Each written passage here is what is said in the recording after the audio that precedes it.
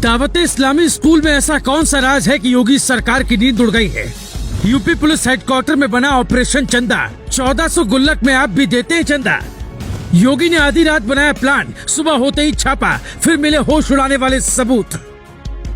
UP police headquarter में एक भयानक प्लान तैयार हो रहा है। योगी आदित्यनाथ के इशारे पर कुछ दिनों में इतना बड़ा खुलासा होने वाला है कि किसी को भरोसा नहीं होगा। भारत में बैठकर भारत की जनता से पैसा लेकर पाकिस्तान भेजने की प्लानिंग का पता चला तो सबके होश उड़ गए। एक से बढ़कर एक आईपीएस को योगी ने काम पर लगाया। छापेमारी के दौरान कंप्यूटर की तलाशी में वो सबूत हाथ लगे जो दावा करते हैं आप सुरक्षित नहीं है। दावते इस्लामी नाम का संगठन दुनिया के सभी देशों में एक्टिव है। धर्म के नाम पर इस संगठन पर आरोप है कि वो आतंक की फंडिंग के लिए पैसा जमा करता है। इसकी भनक योगी को कैसे लगी? क्यों शक गहरा रहा है कि ये वही संगठन है जो मोदी योगी को रास्ते से हटाना चाहता है? ये खबर आपकी सुरक्षा और आपके बच्चों की सुरक्षा के लिए जरूरी है, इसलिए अंत तक इसे जरूर देखें। पहले सुनिए कैसे गुप्त ऑपरेशन चलाया गया। यहाँ तक कि एक फोटो तक मीडिया में नहीं आई, लेकिन यूपी से लेकर कराची तक का कनेक्शन खंगाला गया। मौलाना ने दावा किया कि दावते इस्लामी स्कूल का कनेक्शन कराची से चंदा लेकर कन्हैया लाल की तरह ही और लोगों की हालत करना चाहता है। इस बयान के बाद यूपी पुलिस के एक सीनियर अधिकारी ने योगी से मुलाकात की। मिलते ही पूरा प्लान समझाया और कार्रवाई का आदेश मांगा। आदेश मिलते ही पीलीभीत के एसपी दिनेश पी ने बेहद गोपनीय प्लान बनाया और सबसे पहले एलआईयू की टीम को सबूत जुटाने का आदेश दिया। एलआईयू यानी लोकल इंटेलिजेंस यूनिट को जैसे ही शक हुआ कि यहाँ तो कराची टू भारत वाला कनेक्शन है, वैसे ही एक और गोपनीय टीम बनी। अब छापेमारी की प्लानिंग बनी और एलआईयू के साथ कुछ और एजेंसी साथ में थी। यूपी पुलिस के सैकड़ों जवानों ने दावते इस्लामी स्कूल को घेर लिया। कंप्यूटर खंगाले गए। अब ऐसे सबूत लगे जिसके बाद यूपी पुलिस के होश उड़ गए। इसलिए गोपनीय छापेमारी पर तुरंत पुलिस ने बयान जारी कर स्वीकारा कि वहाँ छापेमारी हुई है। यानी जिन गुल्लकों में आप पैसा भलाई के लिए डालते हैं, उन्हीं पैसे से आपकी मौत की प्लानिंग होती है। गुल्लक पर लिखा है आपके चंदे को किसी भी जायज इस्लामी, रूहानी, खैर ख्वाही और भलाई के काम के लिए खर्च किया जा सकता है।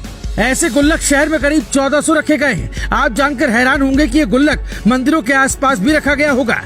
गंगा जमुनी तहजीब के नाम पर आपका पैसा लेकर क्या कराची भेजा गया? जिस दिन राजस्थान की घटना में इस संगठन का नाम आया, योगी आदित्यनाथ ने उसके एक दिन बाद ही एक बैठक की थी। उसी बैठक में ये प्लान बना था कि इस आतंकी संगठन को पाकिस्तान ही वापस भेजना होगा और तभी से यूपी के कई जिलों में लोकल इंटेलिजेंस यूनिट सक्रिय हो गई थी। अब आपको बताते हैं कि ये संगठन भारत में कैसे एक नेटवर्क बना रहा है। 1989 में पाकिस्तान से उलेमा का एक प्रतिनिधिमंडल भारत आया था। इसी के बाद दावते इस्लामी संगठन को लेकर भारत में चर्चा शुरू हुई और इसकी शुरुआत हुई। भारत में दिल्ली और मुंबई में संगठन का हेडक्वार्टर है। सैयद आरिफ अली अत्तारी दावते इस्लामी के भारत में विस्तार का काम कर रहा है। भारत में विस्तार होता गया पर गुल्लक की कहानी समझ के परे है। अगर ये संगठन पाकिस्तानी है तो फिर भारत में चंदा इकट्ठा करने की साजिश क्या है? अगर ये संगठन आम लोगों की भलाई के लिए काम करता है तो भारत के किसी मुस्लिम की मदद का खुलासा क्यों नहीं किया गया?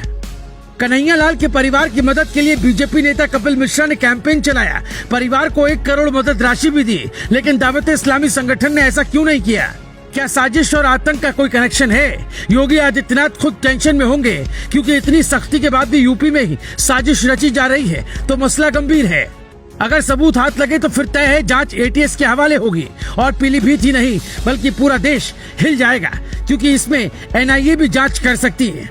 योगी का बुलडोजर अभी शांत है। सबूत मिलते ही ये दावते इस्लामी स्कूल पर कभी भी चलेगा क्योंकि ये स्कूल अवैध है, कोई जानकारी नहीं है और गुल्लक का राज बाहर आया, पाकिस्तानी कनेक्शन मिले तो फिर तय है कि भारत में एक बड़ी सफाई शुरू होगी।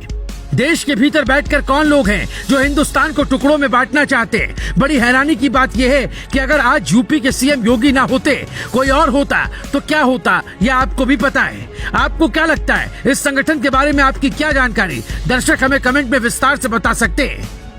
Bureau report, global Bharat TV.